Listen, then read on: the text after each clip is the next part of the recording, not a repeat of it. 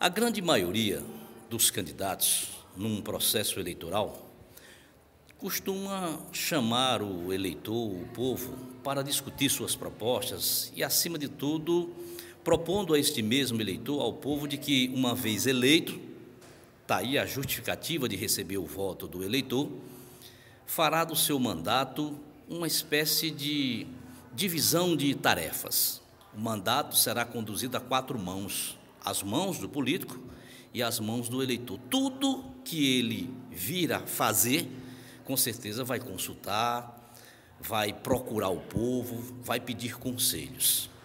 Por outro lado, a grande maioria também dos candidatos, dos políticos, tem um péssimo costume de, antes de uma aliança, não convocar, não convidar o povo para saber se aquela aliança está certa ou não, ou os motivos daquela aliança política. Pois bem, no último domingo, aqui na cidade de Souza, sob as bênçãos do governador Ricardo Coutinho, Zenildo Oliveira, Zé Célio, o médico Zé Célio, resolveram desistir de suas pré-candidaturas para poder fazer uma aliança, realizar uma aliança com o ex-prefeito e atual pré-candidato a prefeito Fábio Taironi. Numa situação como essa, numa situação de aliança, muita gente aí, e aí é que se enganam, tem muita gente que pensa que numa aliança todo mundo ganha. Não, não é bem assim.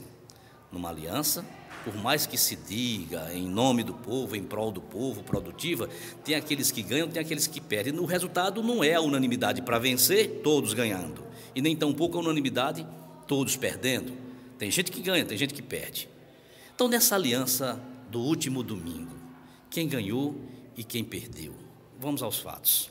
Fábio Taironi, o governador Ricardo Coutinho nunca enganou a ninguém de que ele tem pretensões em relação ao nome de Fábio Taironi na condição de candidato a prefeito de Souza.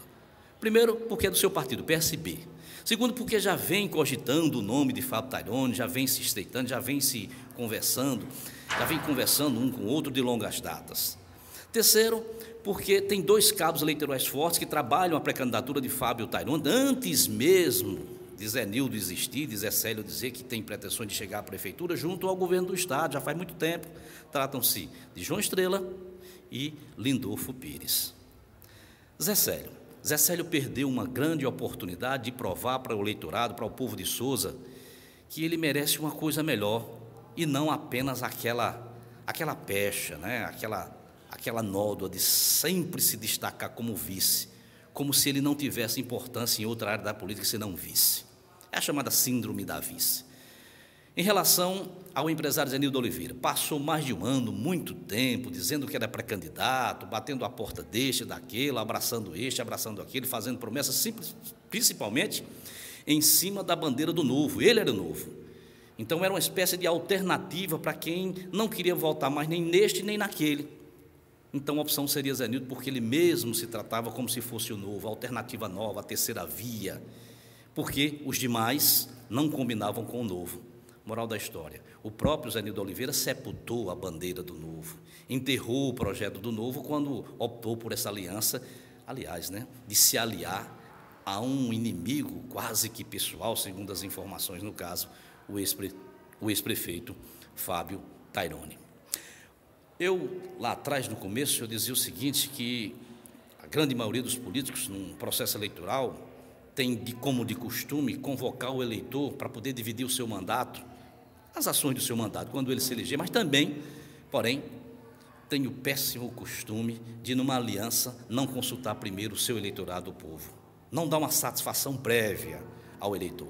Pois bem, eis aqui uma grande oportunidade para que Zenildo Oliveira e o próprio Zé Célio se explique, se justifique e conte essa história, a verdade dessa história à população, principalmente a quem está em dúvida, principalmente a quem não está acreditando, que dê uma satisfação ao povo de Souza, ao eleitorado souzense, que possa dizer na bucha, assim na cara, quais argumentos tão poderosos o governador usou para fazer com que os dois deixassem de acreditar em si mesmos. Juscelio Almeida, direto ao ponto.